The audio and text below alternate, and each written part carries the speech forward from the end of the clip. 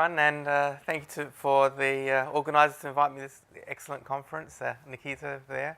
I think the fire alarm's going in a few minutes, so see how we go.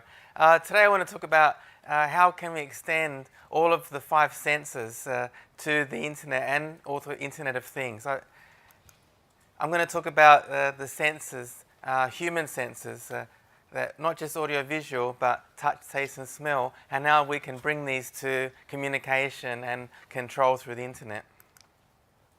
Well, I used to live in Japan, and there's a famous story about the samurai who was blinded, and then he could win the battle, even he was blind. And that is because he could perceive the world with all of our senses. And I think that's how we should be with the internet. We should be able to perceive the world, the internet and the world with all of our senses.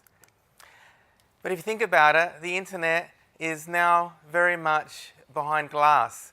Whether you're using your laptop, using your iPad, using your smartphone, you're either looking through glass or you're touching glass. And it's as if in the real world we could look through the window, but we can't open up the window, we can't touch, and we can't taste and smell the world. And related science has also shown that more than half of human communication is nonverbal. So that means actually it's very important. More and more of our lives are now communicating through internet. We're losing a lot of communication if we don't think about the other senses. So I believe the future of the internet, Internet of Things, and ubiquitous computing will go beyond information. Now we live in the information age. We have access to unlimited data, unlimited information. But in the future, I think we'll be able to not just share information, but share our experience. So for example, not just you're in the Barbican, London, but what does it really feel like to be here? What was the taste and smell of your lunch that you had just before? So I started to do this research on augmented or mixed reality quite a few years ago, and initially I was looking at AR with head-mount displays, which has now become almost a commercial product, things like Google Glasses. But at that time I had a very big project with the Defence Science Agency, and we built these wearable computers for soldiers. And then I thought, hey, with all this equipment, we can make completely new kinds of interaction, completely new type of games. And I used to love playing Pac-Man, and as a kid, so I wanted to make something which was a human Pac-Man, where we can physically become the Pac-Man. Here's a video of it. Which is sensing my body's position and as well as the head orientation. So we know exactly where I am and what I'm looking at. So when we do this, we can then augment the real world, which I am in now, with the virtual world. So this Pac-Man world, I'm seeing it as part of the real world. I can see cookies in front of me, and I'm walking through them as if I'm the human Pac-Man. Okay, so you can see that that was maybe more than 10 years ago, but now you can do the same thing on your iPhone. You can play, there's similar games now, augmented reality games. So we've already, now AR has become a commercial product. And sound is another way you can augment reality. In fact, I think that when Sony brought out the Walkman, that was the first commercial augmented reality, because that was the first time we could have personalized sound. Before that, if you wanted to hear music, other people have to hear your same music. But now with Walkman, we have our own personalized sound. We're augmenting the sound. But what about if you combined sound with interaction, and then you can make new kinds of media, new kinds of entertainment. For example, this is one of our former students, and he took something which is very boring, an umbrella, and when it's rainy, you need the umbrella, but it doesn't rain all the time. It's very tiring to carry it. It's boring. So he turned it into a game by putting sensors in the umbrella, and it can turn into a new kind of game. For this one, I think we need the sound a bit higher. Okay. So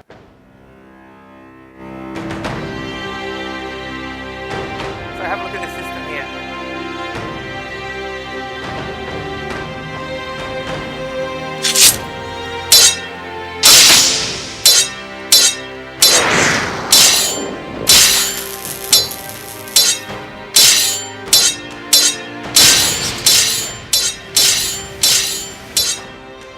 So it classifies your moves with the sensors and you can play with it.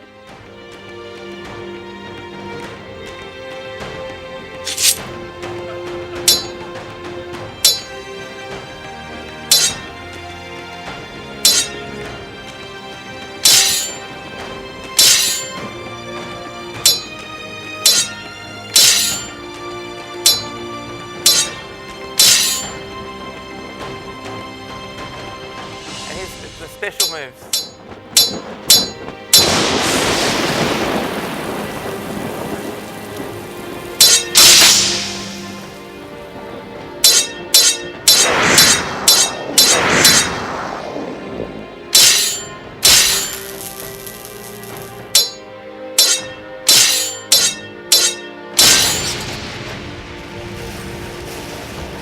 So even if it's cold like in London, you can combine with this fuller system, become a virtual superhero.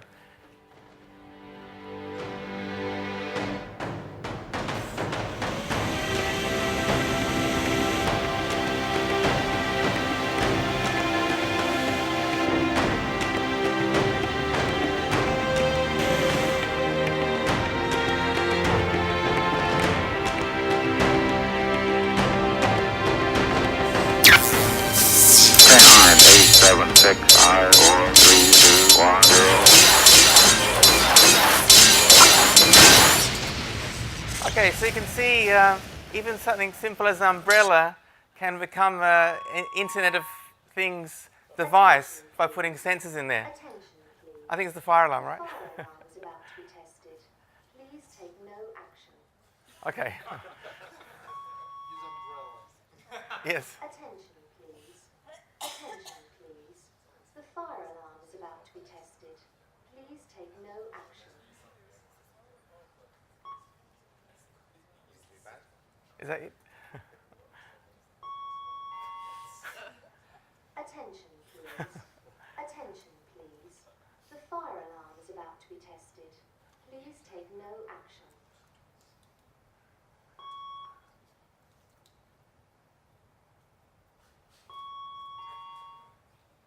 Attention, please. Attention, please. We are investigating an alarm condition. It may be necessary to evacuate the building. Please await further announcements. It sounds like the lady on the subway announcing the stations. Attention, please. Attention, please.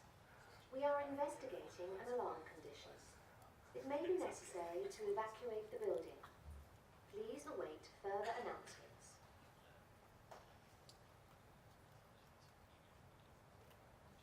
Is that it? Okay. Thanks to the lovely lady with the great. Oh, here we go. Attention, please. Attention, please. The fire alarm test is now complete. Yay. Okay. All future fire alarms. Great. Okay. So. Okay. Attention, please. Attention, please. The fire alarm test is now complete. Okay. We know. Yeah. Please respond to all future fire alarms. Thank you. All right. Thank you, lovely lady. So now I'll finish my talk to talk about the three senses we normally don't think about when we're thinking about internet or computing: touch, and taste and smell. Touch is actually a very important sense. In fact, studies done on humans and infants and related animals like monkeys show that it's a need. It's not just a desire. It's a basic need we have to touch. So we need to find ways we can touch through the internet. So I began to think, how can we touch through the internet? And first, I thought it'd be good to start off by making a touch system for humans and pets, because when you're away from the home, you still can't telephone call to your pet dog, because we still can't talk to animals.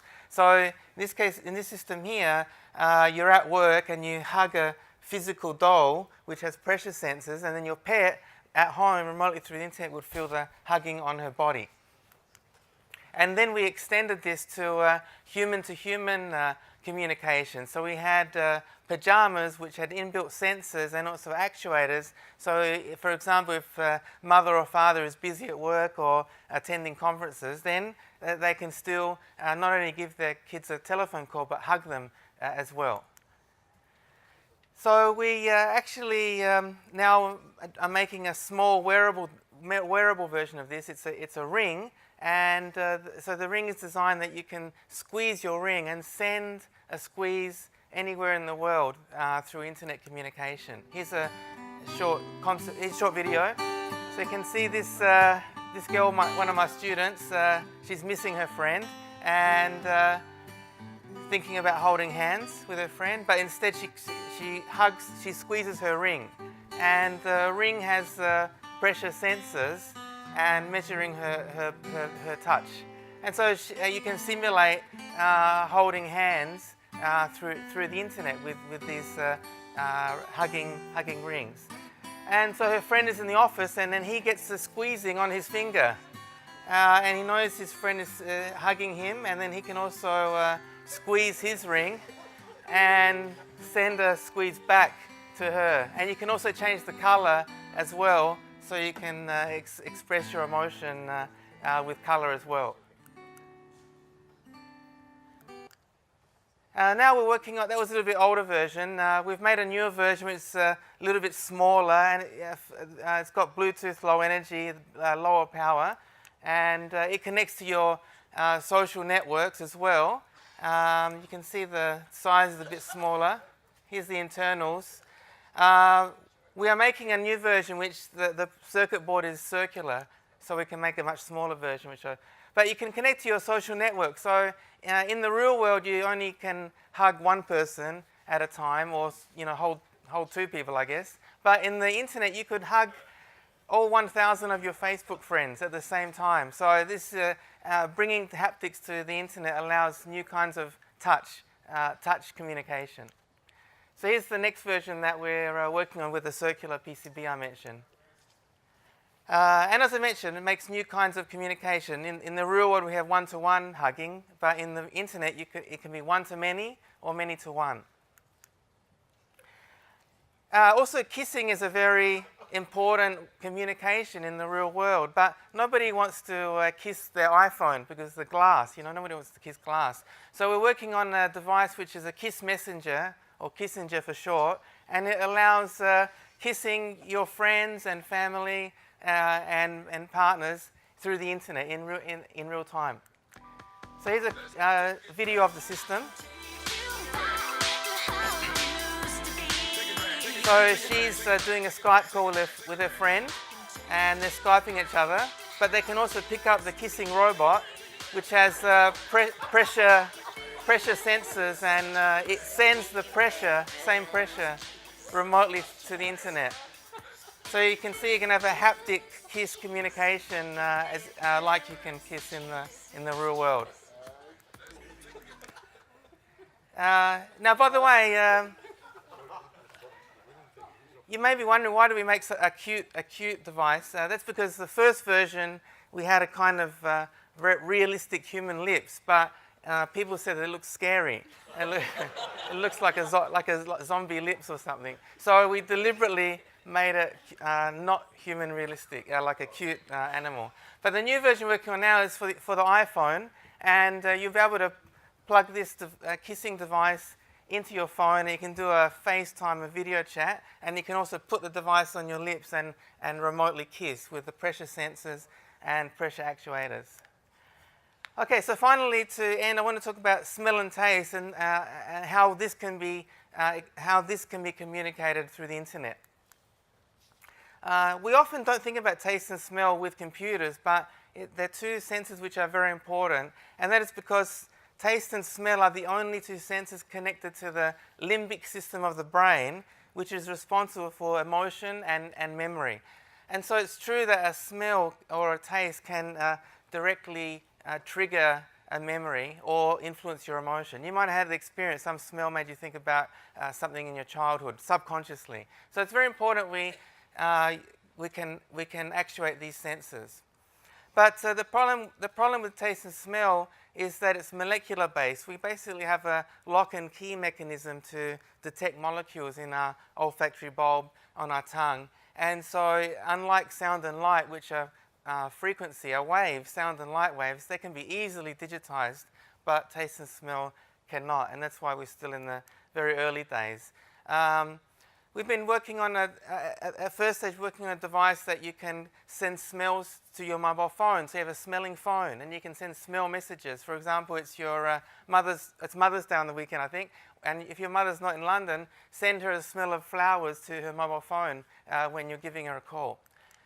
So here's we made various prototypes of this device, and you can see will get smaller and smaller, and this is the version. Actually, it's on sale now in Japan. It's called Senti, and you can buy it in Japan and also on Amazon in US. I'll show you a quick video of this now. I'll just briefly mention we're working with some chefs in Europe. This is Chef Andoni, one of the top chefs in the world from Mugaritz in Spain. And we launched this product in Madrid last year. We did a campaign with Oscar Mayer, where Oscar Mayer is one of the biggest manufacturers of things like bacon and small goods and things. And they made an advertising campaign where we had a special version of this device which emits the smell of bacon. And you can wake up in the morning to the smell of bacon. And they made an advertising video of this as well, which I think you can see now.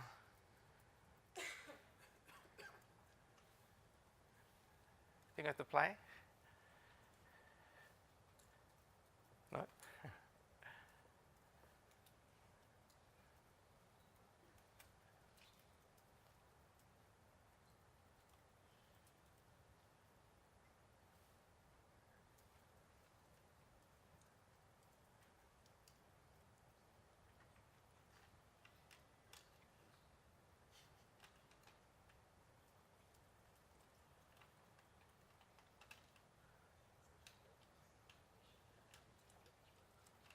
Okay, well, we can skip it. It's okay if you can't. Okay, I'll just fill you in. They made an advertising campaign, and in this campaign, you have a device. We made this Senti device, and people can put it as an alarm clock. They can hear the smelling of the bacon and hear and also smell the bacon when they wake up in the morning.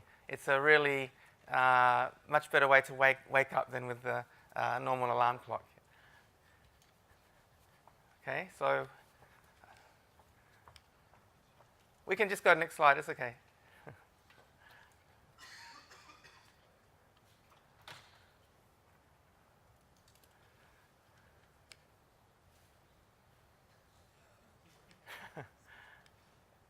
Should I come and...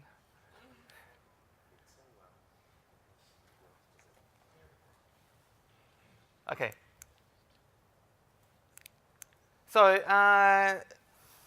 we're also working on ways that we can actuate taste and smell without using chemicals, because with these devices you just saw now that you plug into your mobile phone, it's actually emitting some chemicals. And of course, the disadvantage of that is you both have to have these devices on your phone. So to really make taste and smell sensors that you can sense through the internet and through internet devices, they need to be digitized.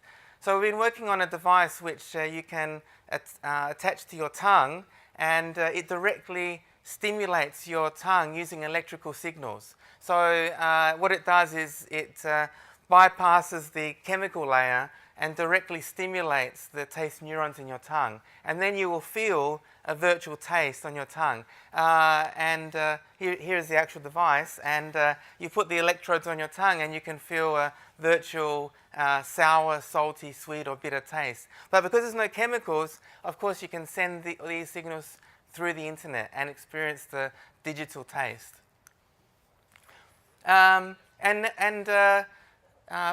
That's a working system. For the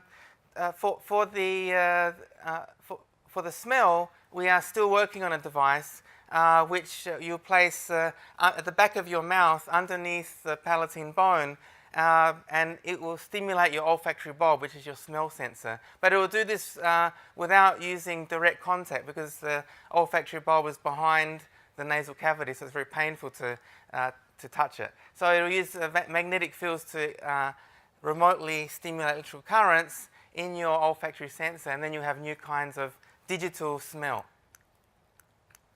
Now I want to say that the implications of digitizing taste and smell, at first people will find it very exciting to replicate the real smell. So for example, send someone chocolate cake smell, send someone a strawberry. But like music, when the CD first came out, everyone wanted to hear Beethoven's Ninth Symphony in perfect concert sound. But after that, the real implication was we make completely new types of music, completely new types of music creation. Like for example, kids can now, instead of playing guitar, they can make a song on GarageBand on their iPad.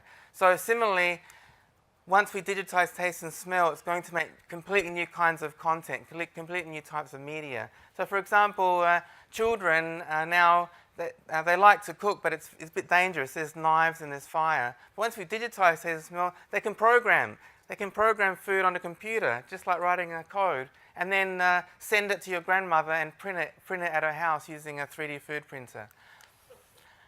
New types of communication. Actually, you probably know that cooking together, eating together is a very important communication. Normally, when you meet your friends or go on a date, what's the first thing you do? You eat together. So, but we can't do that through the internet now. In the future, we'll be able to use the internet to have this kind of social communication. And chefs will be able to extend their food beyond the restaurant. Now there's a lot of famous chefs and they appear on the TV. You can watch them on the Cooking Network, but you can't taste and smell the food that they're creating. But once we have digital taste and smell, we can have smell-o-vision on our TV sets. So to summarize, now we're very much in the age of information and audio-visual internet. In the future, we can expand to all of our 5 senses. So let's work together to expand into touch, taste, and smell interaction through internet. Thank you very much.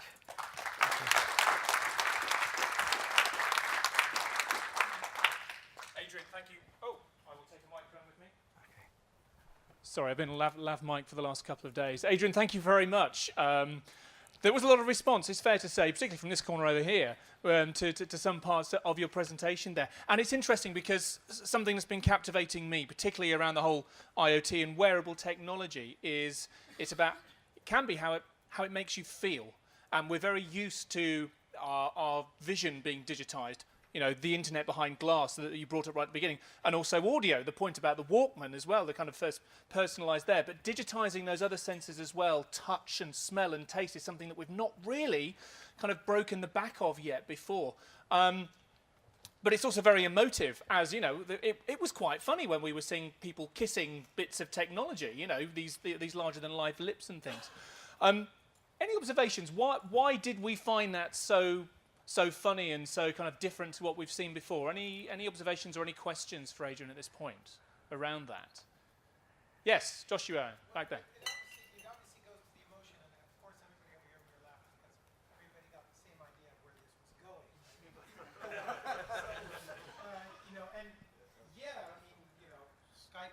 Skype allows us to talk to people and hug them visually, but if you can actually influence their direct life experience, it changes the way we would use the medium, right? So the question is, if it becomes pervasive, it's going to change totally our behaviors. So have you done the behavioral studies around it? I mean, I guess you have, or you wouldn't be going this far. And of course, the umbrella is a piece of brilliance. That's just amazing. Yes, very good question. Yes, we're doing studies on the effect of these interfaces. So recently we did a study about how the smell with your mobile phone can change the emotion. If you're looking at an image on the internet or a message, the smell can affect your emotional rating of the image. So actually, what it seems is that we can these sensors are very powerful for the emotional communication. And so far, you probably know that it's sometimes very difficult to convey your correct mood through internet with email or chat or video. But I think when we add all of these 5 senses, we have much more better sense of emotional communication. So we are doing studies, and one of my good friends is Professor Charles Spence in Oxford, and he's a psychologist, and then we're doing quite a lot of studies together to see what are the actual effect on people's mood, on people's emotion, or even something for advertising. For example, if you have a picture of food at a restaurant with the smell, people are prepared to pay more for that same dish than they would if they didn't have the smell on, during the advertisement. Pheromones are pretty basic molecules. You can build pheromones and transport them. So that becomes an obvious kind of strange change in the way people relate. It's funny when you bring advertising into that. You look at some of the infamous experiments that Facebook's been doing around seeing if it can influence people's moods from the stream or on the newsfeed. As soon as you start adding in sense data that works at a more fundamental, more subconscious level than that, it becomes extremely powerful. It becomes potential dynamite for advertisers. Dynamite being actually quite dangerous, if you know what I mean. Yeah. Any more questions for Adrian at all? Oh, yes, just here, sir. Hello. Hello, Adrian. Thank you very much for the most entertaining speech of the whole event. Something that's been getting a lot of press and publicity recently is obviously trolling, internet trolling. So obviously you talked about many to one. People can squeeze me through the internet, they can kiss me through the internet, they can even send smells. We've talked about the positive. Now, do you not think this could, what are the negatives? Could this take trolling to an entire new dimension? Good question. I think yes. Any new media that we introduce, we have to be careful about negative effects. So this goes back to even the printing press. When people invented the printing press, there was people wanted to burn them down, all right, because of negative effect. And when the camera came out, people wanted to ban them because people were taking photos of naked people. So similarly, every media we introduce, we need to be aware and careful of the negative consequences. But I think overall, in general, the effects are positive when we introduce new type of communication. So internet, like you said, there's trolling and those terrorists are using YouTube in a very terrible way, which we'd never imagined people use social media for that kind of purpose for. But overall, internet has generated immense positive for humanity and for many people's lives. It's been very positive. So maybe I might be a bit of an optimist, but I think in general we need to guide and educate. But overall, the effect is positive when we introduce new media. Yeah. In terms of trolling, I have to say, you're talking about being able to send smells and things. I think the whole concept of a digital whoopee cushion is the ultimate practical joke for the 21st century. Listen, I'm afraid that we are desperately running over time now, so I think we're going to have to bring the questions to an end right now. Just to echo this gentleman's sentiments just now, thank you so much for a really incredibly entertaining and insightful presentation. Ladies and gentlemen, Adrian Cheok from City University.